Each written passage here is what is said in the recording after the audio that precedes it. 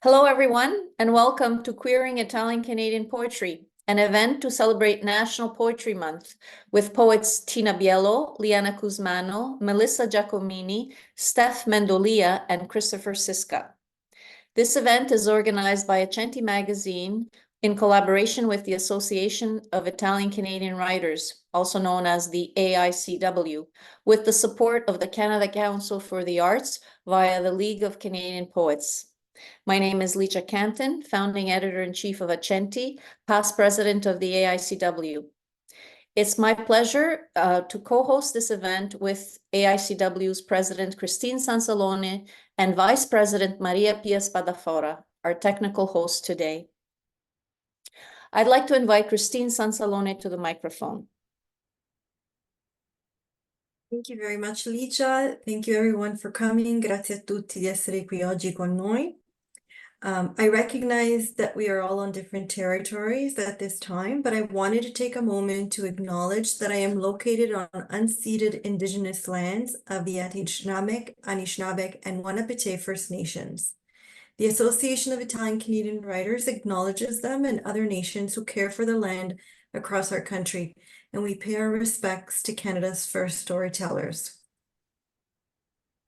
Thank you very much, Christine. This is our very first event featuring writers in Here and Now, Volume 2, an anthology of queer Italian-Canadian writing. The volume has just been released. It includes poetry, fiction, and nonfiction with 50 contributors from across Canada. Why a second volume by queer Italian-Canadian writers? Well, while the first volume broke down barriers, it also provoked pockets of resistance in some Italian-Canadian circles, thereby demonstrating that the conversation about acceptance and inclusion must continue. I'd like to mention that this volume is made possible with the support of numerous organizations and individuals, including the Elia Chair in Italian-Canadian Studies at York University, the Queer Studies in Quebec Research Group, English Language Arts Network, the Department of Humanistic Studies at the University of Calabria, the University of Birmingham, Emilio Goggio Chair in Italian Studies at the University of Toronto, the Association of Italian-Canadian Writers, Villa Charities, Accenti magazine.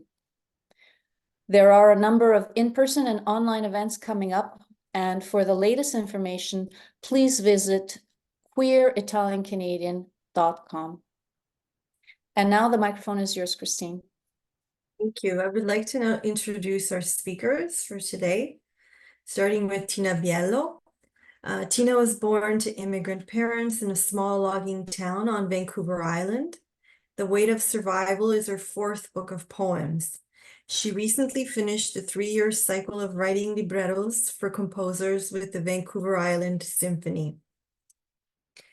Our next speaker is Liana Cusmano. Liana is a Montreal Slam champion, finalist for the QWF Spoken Word Prize, and author of Catch and Release. They wrote and directed Matters of Great Unimportance and La Femme Finale, screened at the Cannes Film Festival. Their work in English, French, and Italian explores heritage, queerness, and mental illness. Our next speaker, after Liana, is Melissa Giacomini, who is a creative writer based in Montreal, the child of Southern Italian immigrants that settled in what's known as Canada. She is proudly queer and bisexual. Melissa is forever curious, particularly about the impacts of consumerist culture on human connection. Melissa cares deeply about community, authenticity, and joy. Our fourth speaker for today is going to be Steff Mendolia, who is a third-generation Southern Italian Canadian. They are a sober, queer, non-binary trans witch, a mad disability justice worker, writer, and sound artist. They completed an arts-based MA in Critical Disability Studies at York University, Trans-Feminist Witchcraft, a psychiatric survivor narrative.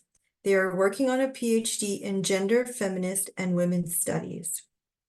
And our fifth speaker for today is going to be Christopher Sisca, an Italian-Canadian visual artist, writer, and anthropologist. He is studying anthropology working on a PhD at the University of Oxford and working on Canadian gastrotourism development.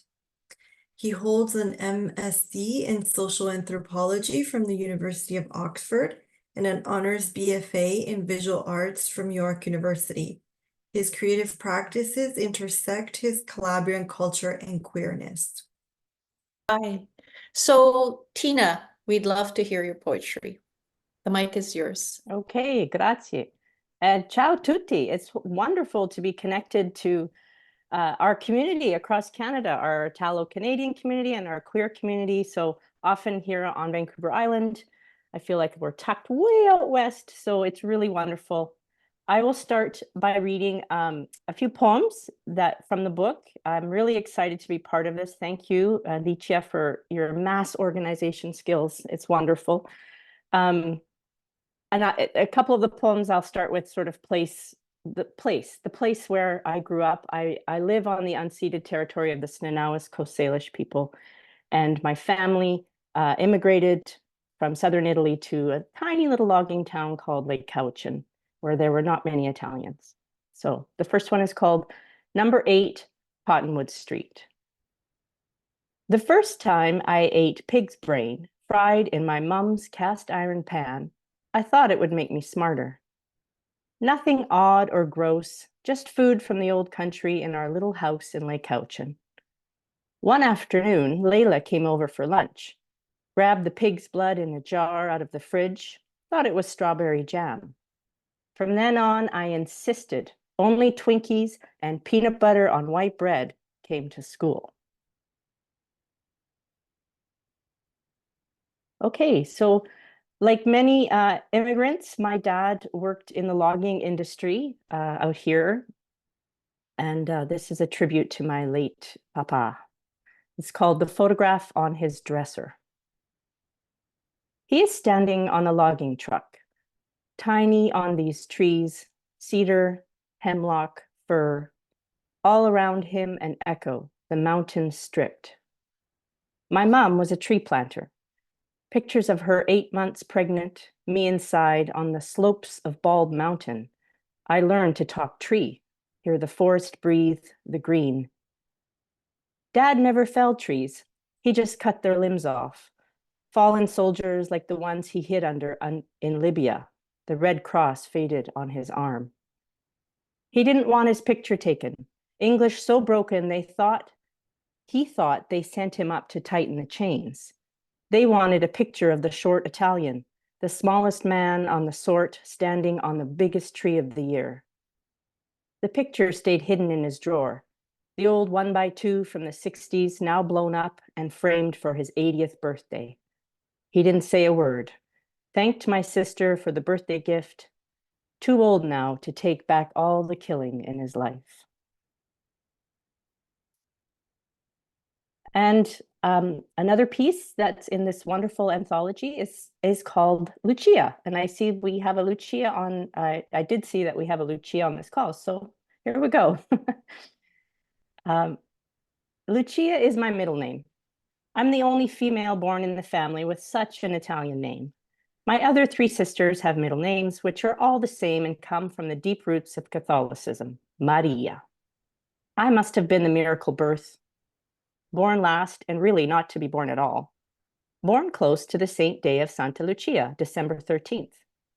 When I would ask Mom why I was named Lucia and not Maria, she would tell me the tale above and then tell me why she is a saint in the first place. I learned she became a saint because she wouldn't be taken by any suitor who came knocking on her door. Rather, she would give them her eyes, pluck them out and shock him so he wouldn't come back. It worked.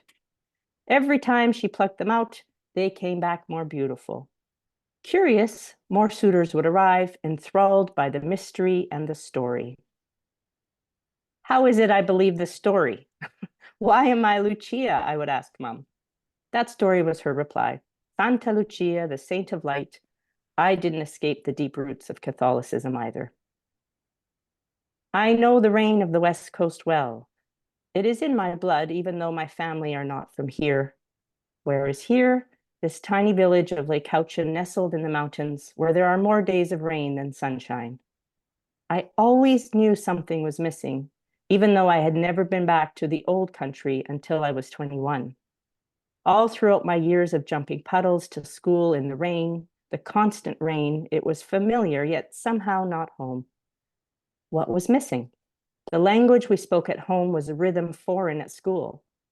English was foreign, yet I spoke it perfectly without an accent. Nobody mistook me for an immigrant, yet this wasn't home. Outside, the rain comes down sideways, the trees giants. A fast-flowing river can be heard. Owls nest, trout jump. Inside this house, it is 30 degrees and the geraniums bloom. Dust from the farm gets tracked in on boots. Horses neigh in the stable down below. This house smells like summer and heat. Tomatoes simmer to become sugo for tonight's meal. Here, the percussive rhythm of a language beats under the house, keeps us dancing in the damp, wet coast. I used to hide my lunches from the other kids. I didn't want them to laugh at the weird sandwich with mortadella and provolone in my brown paper bag lunch. I longed for a wagon wheel, yet never offered to trade my cookie, osht in our dialect, otherwise known as pizzelle, waffle-shaped, boring vanilla cookie. When I tried, the kids would laugh. So I ate my lunch at my desk, not socializing and trying to make myself invisible. In fact, long after the kids went out to play, I would sit and finish any part of my lunch that looked even weirder, while Mr. Hooper, the custodian, came round and wiped down all the desks. He knew our family. He went to the same Catholic church, the old wooden building up on the hill. He knew the story of my life as much as any Anglo could know the experience of being other, being an immigrant. This was a town of 2,000 people. Everyone knew everybody's business. Okay. So the last one I'll read is called The Youngest of Seven. And that's what I am. So yeah. She was born the archer, shooting arrows from her perch in the apple tree. Cans lined up, each arrow aiming for the O in Esso. Stayed outside at dusk, swam in the river until her lips turned blue.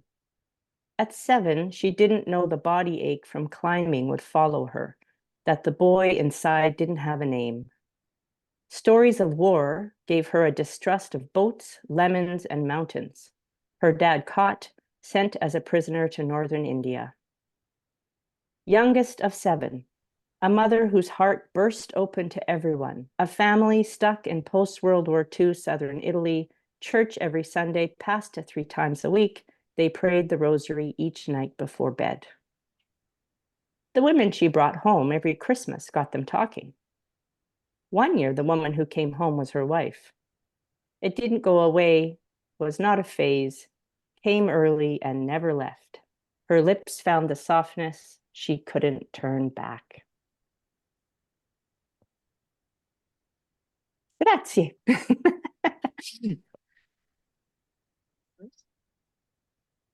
Grazie, Tina. Thank you very much. Our next speaker is Liana Cusmano. Hi, everyone. Thanks very much to all of you for being here. I think so much has happened in the last few years as regards queer and Italian Canadiana. I think just the sheer number of people who are here really speaks to that, and the range, really just how far away some of us are coming from Italy and the UK and from coast to coast to coast. So I'm really honored and really happy to be here and to be sharing the stage with these poets. Tina, that was very beautiful, and all of the poets' work. I've seen little bits here and there, are really beautiful. The first poem that I'm going to read, I think it's important to mention that it has seen like lots of different versions over the years, and that the poem exists in a very specific moment in time that has come and gone. The time when my grandmother was like, being a queer person is the worst thing that has ever happened to me. And I remember when she told me that, and I said, you know, I love all the people, and this is something about me that I think you should know. And I'm with a woman at the moment. And she said, this is just the worst thing that has ever happened to me, which I think is fine. Like, I consider to this day that conversation to be an unqualified success, because it means that being born into poverty in southern Italy, growing up during the Second World War, and living under a brutal fascist dictatorship wasn't all that bad. If my queerness is the worst thing that has ever happened to my grandmother, it means that maybe Mussolini wasn't as terrible as we've all been led to believe. I don't know. That's the way that I like to think of it, and how I thought of it for the longest time. And that isn't really true anymore. My grandmother gets mad if my partner doesn't come over, and she gets sad if we're all getting together for a big family event and my partner is not there.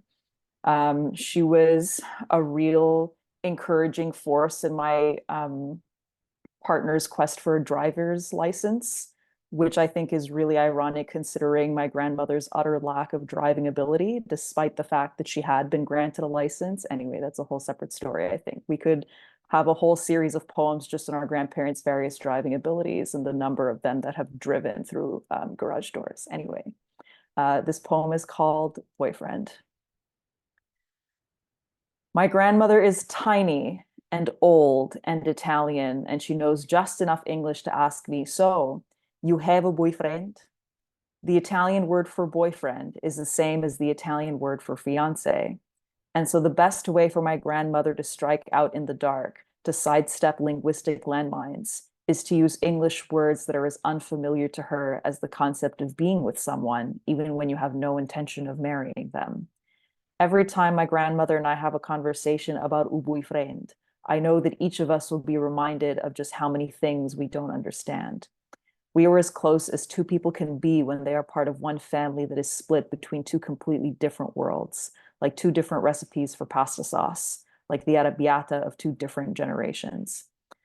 My grandmother doesn't understand why I can't just do things the way she did and the way her mother did and the way my mother did, as if we were all objects on an assembly line instead of items crafted by hand. When I tell my grandmother that I have something important to say to her, she asks me if I'm pregnant. When I tell her that I'm bisexual, when I tell her about men and women and about people and about how much love I have to give, she says that she would have preferred it if I'd been pregnant. Over the years, no small improvement stamped on a report card has ever gone unseen. No schoolyard grievance or petty workplace dispute has ever been left unheard. But the pillow forts and the vegetable garden, the home-cooked meals and the morning espressos and the countless episodes of Jeopardy now feel like they were building blocks in a house of Italian playing cards. When I tell my grandmother that I am dating someone small, gorgeous, vegan, feminine, and Jewish, she groans like she can see the faraway specter of her healthy, bilingual great-grandchildren rapidly disappearing into nothingness. She mourns them as if they were the only thing that ever mattered. She doesn't see the simple elegance of my own devastation when she serves me her scandalized and bewildered disappointment. Wouldn't it be better for each of you if you had a man instead of one another? Wouldn't it be better for this girl if she had a man instead of you? When we broach the topic of the boyfriend, I start to believe that maybe there are exceptions, that the rules of my childhood no longer apply, that maybe not every small joy or great disappointment is understandable or valid. It's only when we discuss the concept of the boyfriend that I understand that I will have to pick and choose which of my grandmother's words and thoughts and actions I will allow to affect me, because the alternative is to be fractured and splintered by her opinion on something she can't and doesn't and will never understand. The words in my mouth are like stones in my pockets when I say neither one of us wants a man right now. If we have chosen one another over every other man, woman, person, haven't we already proved that each of us is enough? Doesn't that prove that I am enough, just as I am? My grandmother has told me that she loves me always, forever, without exception, with or without a boyfriend. I choose to believe her. That deadly distinction between you are not enough and I love you anyway is a twisted and double-edged reassurance that I would not accept from anybody else. But my grandmother is tiny and old and Italian, and she loves me and she is mine. And this is all that matters. That love is what I pick and choose to remember when there is so much that still hurts and so much that I still don't understand. That love is all that matters. That love is a bridge that can be crossed even in translation.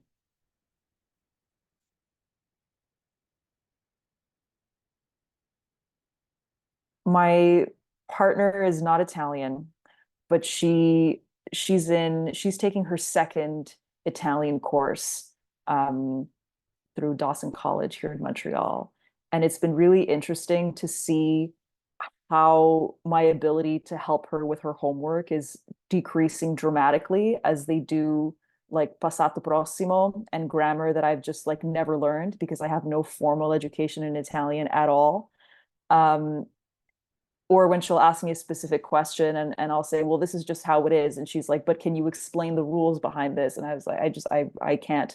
It just sounds, you just know how it sounds, how it's supposed to sound. You know what I mean? And she's like, no, I don't know what you mean. And I was like, well, I guess it's a good thing you're taking this class because I can't, there are some things I will not be able to explain to you.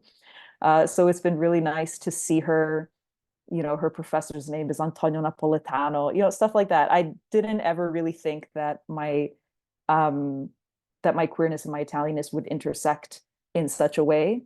And so I count myself very lucky to have such a wonderful partner who really fully embraces this part of me and an Italian family who fully and totally embraces my partner, which is something that not everybody has. So I'm very grateful for that.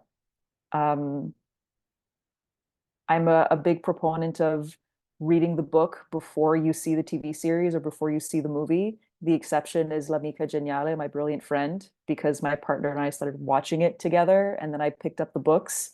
And the fourth volume has been sitting in my bookcase. I picked it up in Treviso, I think, the last time I was in Italy, and it's just been sitting there, and I can't read it until the last season comes out, and Rachel and I watch it together, and it just sits there and mocks me every day. This poem is called Ma ti fidanzeresti con me. We are watching L'amica geniale, my brilliant friend, because I am afraid that my Italian will soon become a ghost inside my mouth, shrink to simple salutations, bookending emails, be relegated to days of the week, dancing at the back of my throat. After every episode following season 1, episode 4, where we heard it first, I ask, Ma ti fidanzeresti con me? The subtitles read, do you want to go steady with me? There is no but at the beginning of the translation, no filler word hiding behind a comma like a single tortellino. The words fidanzeresti, fidanzarsi are rooted in the gendered words for fiance. The act of becoming engaged is posited as a question, as a conditional.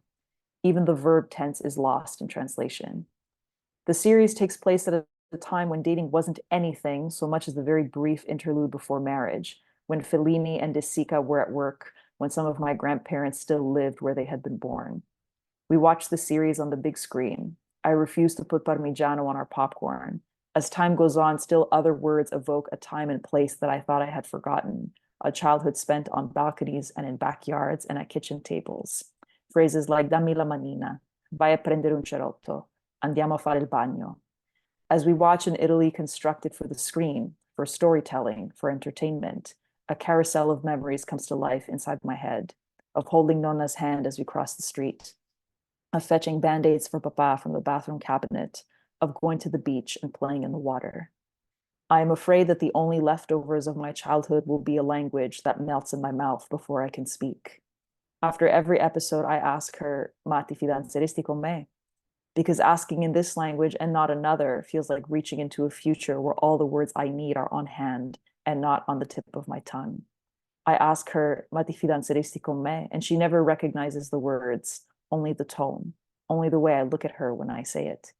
Ma ti fidanzeresti con me? She never really understands the first time, and I have to repeat it. And so every time I ask her is like the first time. And every time she says yes is like the first time. We live in a daydream of firsts, a real life mini series of always asking to be together and always saying yes. Ma ti fidanzeresti con me? As if we don't hold hands when we cross the street, as if I don't keep her favorite brand of Band-Aid in my bathroom cabinet, as if we've never been to the beach and played in the water or lain together in the sun. On the day she learns the words posso avere un bacio and says them to me, I realize that this is just another way of saying I love you, which we have said more times and in more ways than I could ever hope to count on all the fingers of all the hands of all the people I knew back when I was 4, on the balcone and in the giardino and a tavola. Ti voglio bene grande così. Our love is vaster than the biggest measurement I could hope to express by stretching my arms back when I was 5. Ma ti fidanzeresti con me? I ask as if I don't know the answer because I never get tired of hearing it. I never get tired of hearing her say yes as if it were the first time. I never get tired of hearing words in our mouths that mean home. Thanks very much, everyone, and thanks for being here. Very much, Liana. Our next speaker is Melissa Giacomini. Hi, everyone. I'm really moved by being here today and by hearing everyone speak and share their stories through their writings. I'll be reading one poem today, and to share a little bit of context about it. So I'm the youngest of five, and my parents immigrated from Calabria in the 60s, in the late 60s. And my father was in his mid 40s when I was born. So I was like, I came out of nowhere, really. My cousins are much older than me. My mom is younger than my father, but I remember hearing my older cousins be like, yeah, when your parents said they were expecting you, we're all like, what? Because no one was expecting me to come around. So I had a very different relationship with my father than my other siblings did, in that, you know, when I was 5 years old, he was like 50. And so I got like a softer, I got the softer version of my dad, who wasn't working two jobs all the time. He still worked a lot, but I just know that I got the lighter version of him. And unfortunately, he died when I was 21, and his illness and passing came as like a real shock to me. And this poem is inspired by him, his life, and also the life that he didn't get to live, which pushed me to come out and be myself. So this poem means a lot to me. And like many others within our community and our culture, I grew up Catholic as well, which had a big impact on my life and how I understood myself. So here's my poem, In the Name of My Father. A surprise. She arrived 3 days before 45. A script written for her before she became alive. Belle papa. Her eyes see the beauty in all she sees. The ripples of the lake water, the wildflowers kissed by bees. Her eyes feel the beauty of all she sees. She is only 5, and she sees bright blue eyes looking back at her. She is only 5, and she feels the pull of wonder to be close, to show the feeling she cannot name for the beauty she sees in front of her. With immediacy, she is confronted with a new script. Girls don't kiss girls. You don't do that. She is only 5. Confused, she asks herself, why don't girls kiss girls? A cupicirida. Are you gay? She is only 17, and she knows this is not in the script. The turmoil within her, like gusts of wind, pushing their way past an open door. A force of truth reminding her of who she knew she was when she was only 5. In seconds, the door slams shut, and she knows this is not in the script. No. Spero che tu sai che hai fatto tutto per voi. She is only 21. She numbs. He succumbs. This is not in the script. The loss of his presence, impossible to name. And so she lives, grieving in the name of her father. Vivere senza rimpianti. The life she had known was no more. She feels the earth crumble beneath her, falling into a grave of her own. His death of a safety she knew. His life of challenge and triumph and regret. Devi sempre andare avanti. She grieves in the name of her father. Belle papa. She is only 32 when she leaves, when she finally breathes. This is not in the script. A deeply burning sigh inflaming her lungs like the winds of 17, forcing their way through her door. With time, this door stays open. Girls don't kiss girls. You don't do that. Her mouth breathes the flames of sacred rage, gently holding the child within her of 5 years, whispering, "You don't have to live by the script." Fearful, she proceeds in her truths in the name of her father. T'amo voluto tanto bene. She is 36. A rainstorm pushes through the open door, drowning everything in its path. Somehow, she floats.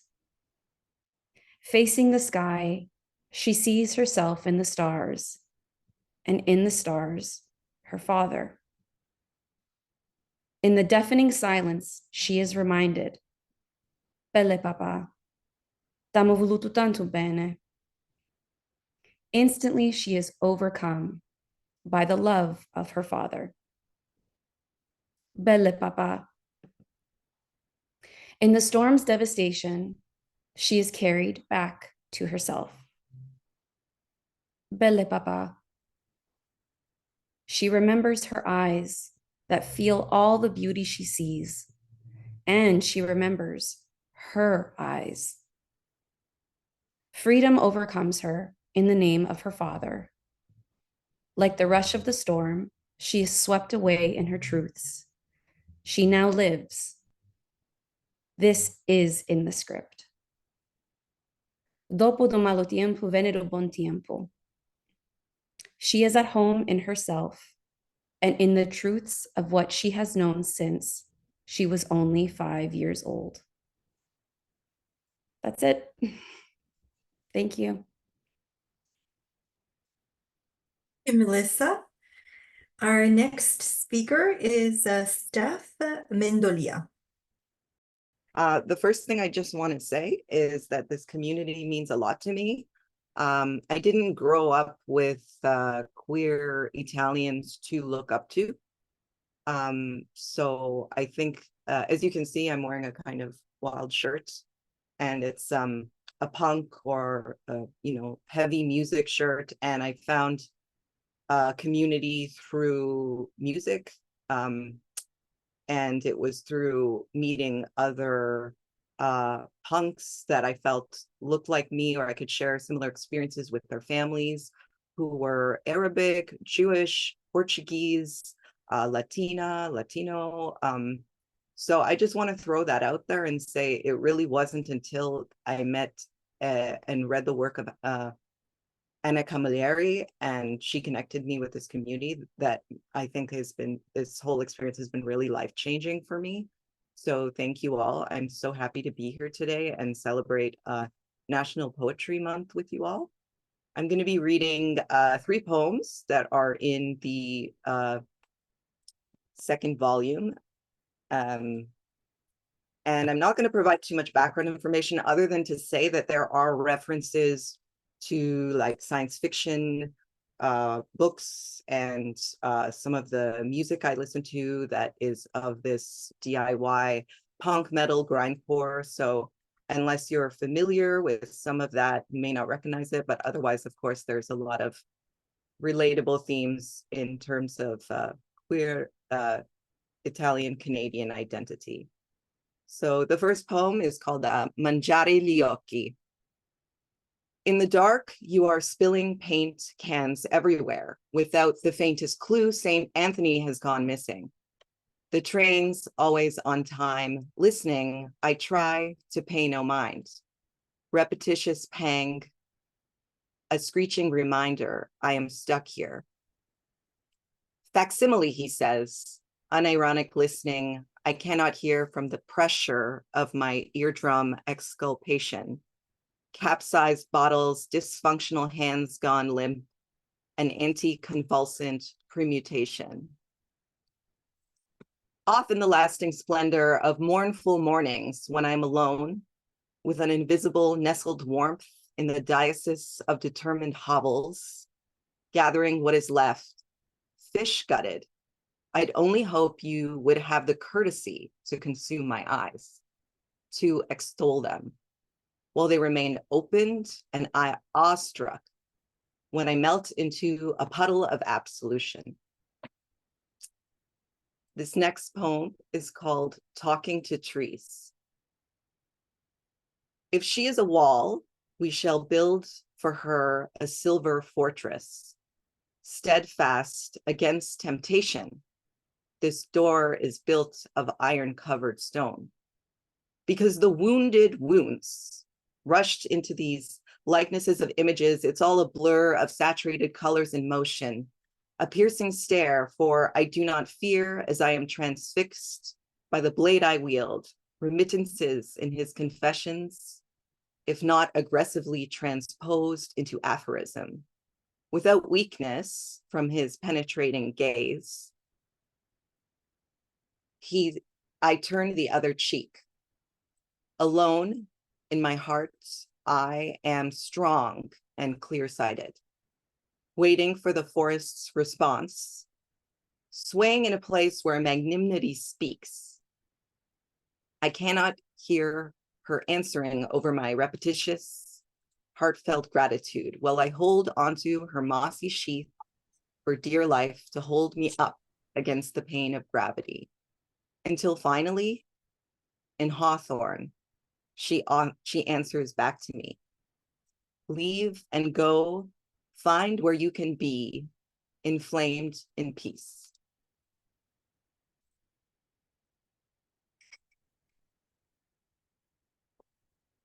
This next poem is called Entelechies. In the place of hermeneutics, we need an erotics of art, since being feminine is a kind of a theater, and we know the Athenians did not rape their world. If complexity does not get us, then the paradox of syncope will. In a coagulative necrosis, like the way candy does not keep you nourished. Lacanian sexuation, imaginative thoughts bubble to the surface in a conflicting dialectic prisma. Because I find it is often the case, nostalgia has never tasted good to me. Therefore, I aspire to find a place where the ugliness is welcomed rather than brushed away or built on top of. Skin starved, writhing in the sand, you took a bite of silver cellulose. You left your mark, and for what? Vis mi modere tarso inderem.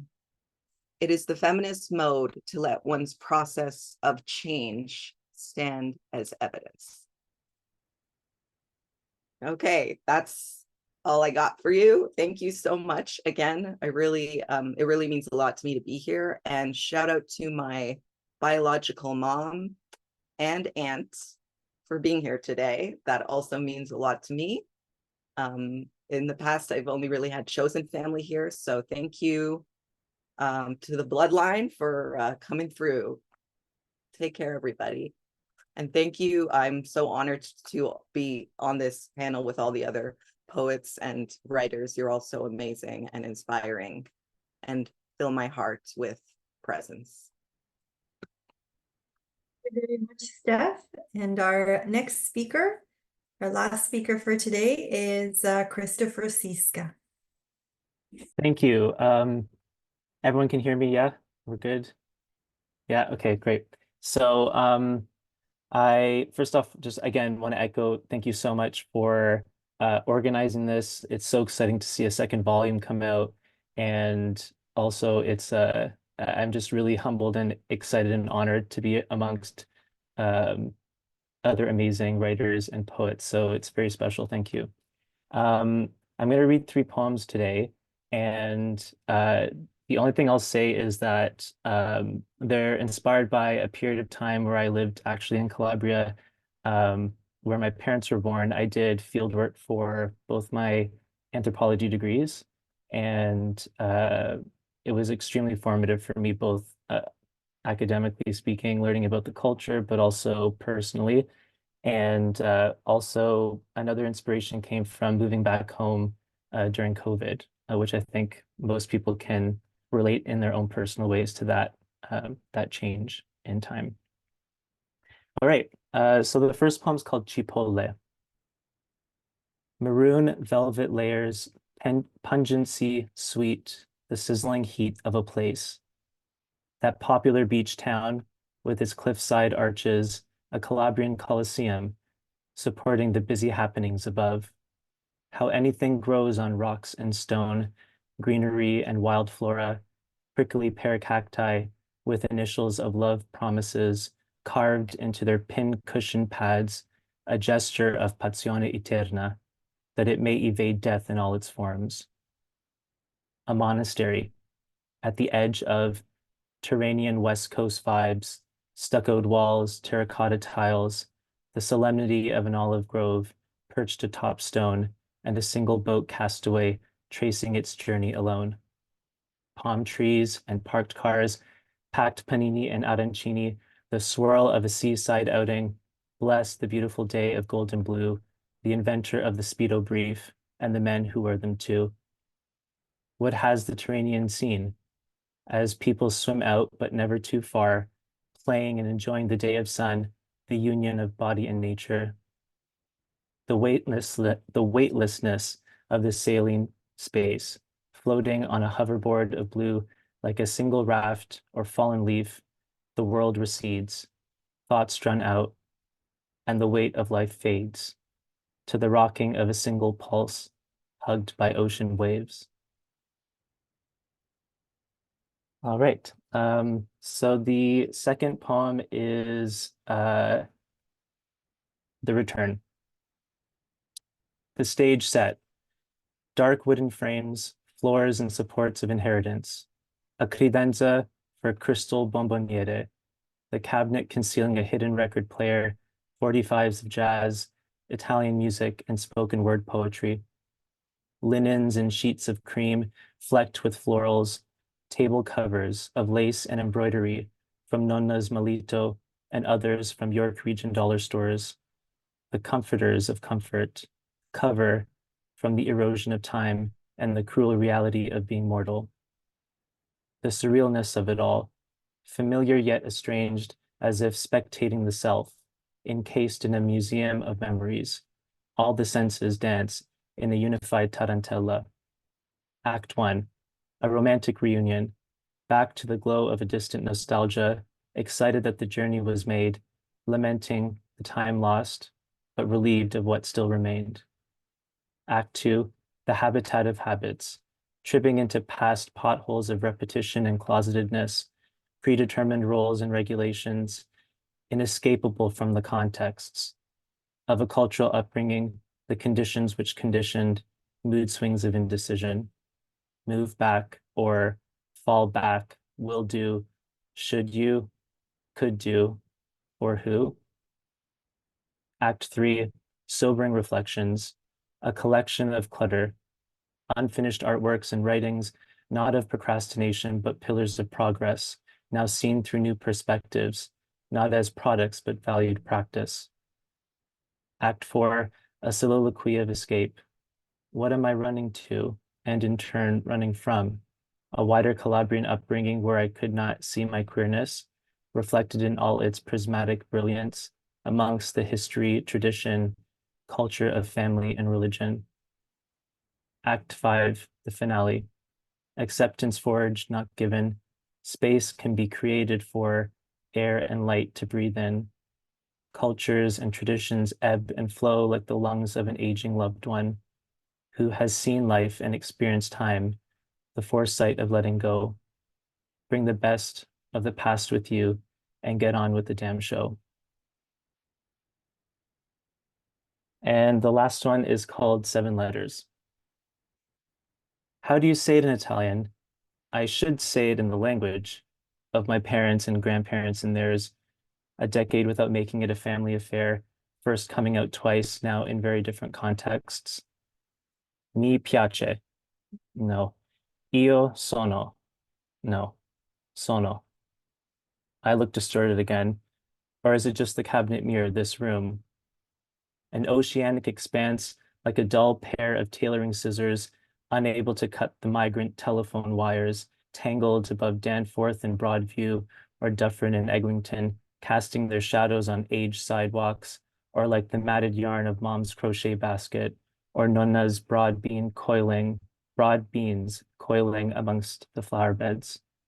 We meet at the street outside the apartment, usual spot, walking towards the piazza, up the same inclined side streets, dark enough not to see but smell wisteria, dodging pavement trappings, warped and burst open by city trees and the resilient green beneath the cracks, showing that cracks and fragments are good.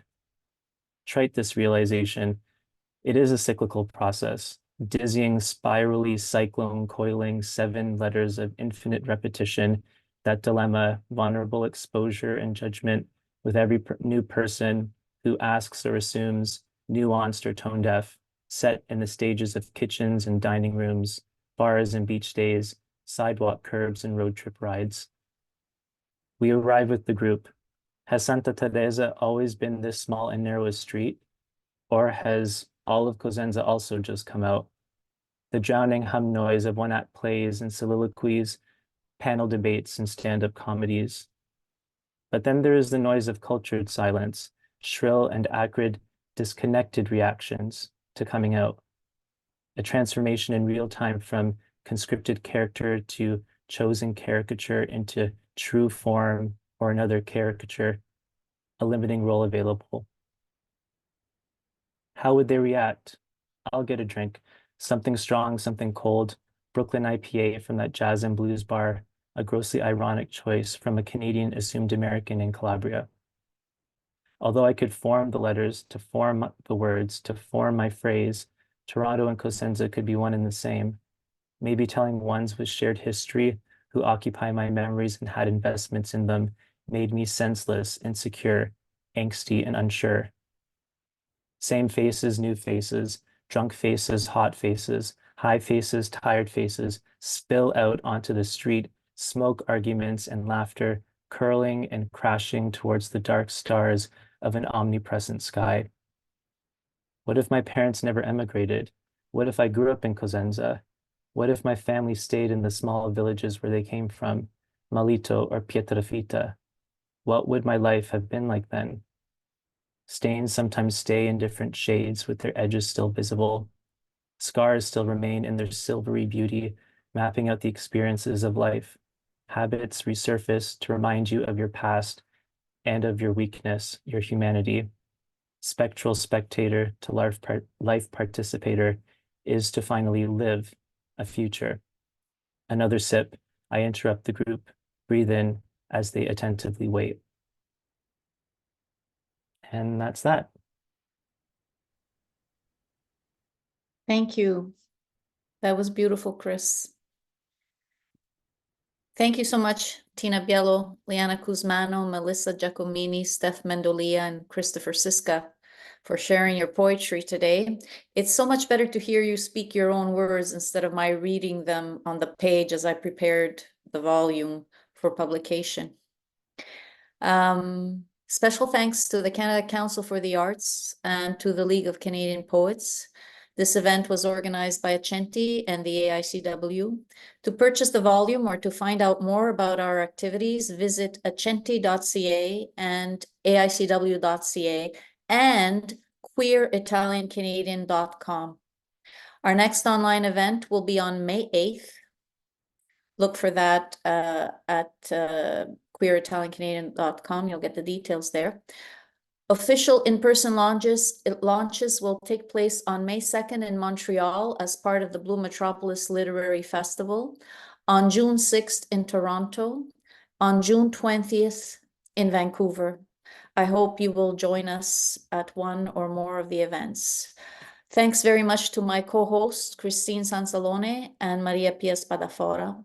And thank you all, family, friends, colleagues. Thank you all for being here, and I hope to see you soon online or in person.